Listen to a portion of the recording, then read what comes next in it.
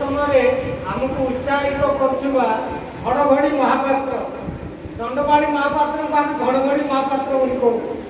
କାରଣ ତାଙ୍କର ଯେଉଁ ପ୍ରତି ଶବ୍ଦ ରଚନା ଘଡ଼ଘଡ଼ି ଆଣେ, ବିନା ମେଘରେ ଘଡ଼ଘଡ଼ି ବି ହୁଏ।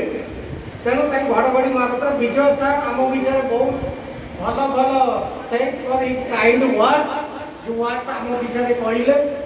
ଆମର ହର ସାର୍ ଆଉ ରାଜେନ୍ଦ୍ର ଭାଇ, ସିଏ ଆମର ଗୋଟେ ସମୟରେ ନେତା ଥିଲେ ବ୍ରହ୍ମପୁର ୟୁନିଭର୍ସିଟିରେ। ଆମେ ଯେତେବେଳେ ପଶିଲୁ ସେ ସେତେବେଳେ ବାହାର ଥିଲେ।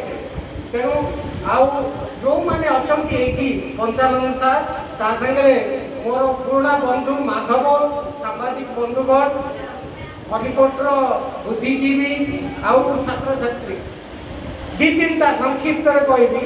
ଆଜି ଏପିଜେ ଅବଦୁଲ କଲାମ ଜନକଲ୍ୟାଣ ଚାରିଟେବୁଲ ଟ୍ରଷ୍ଟ ତରଫରୁ ଆୟୋଜନ କରାଯାଇଛି। ପିଲାମାନେ ଟିକେ ଶୁଣିବ କି? Yes no? APJ Abdul Kalam ପରିବେଶ ଉପରେ କ'ଣ କହିଥିଲେ? ଗଛ ଉପରେ ସମସ୍ତେ ଆଲୋଚନା କରୁଛୁ। ସିଏ କହିଥିଲେ ଜଣେ ମଣିଷ ଜୀବନ କାଳ ଭିତରେ ଗୋଟିଏ ଗଛ ଲଗେଇବ। ଖାଲି ଲଗେଇଲେ ହବନି, ଗଛକୁ ବଞ୍ଚେଇବ। ସେ ଗଛ ଆମକୁ କ'ଣ ଦବ?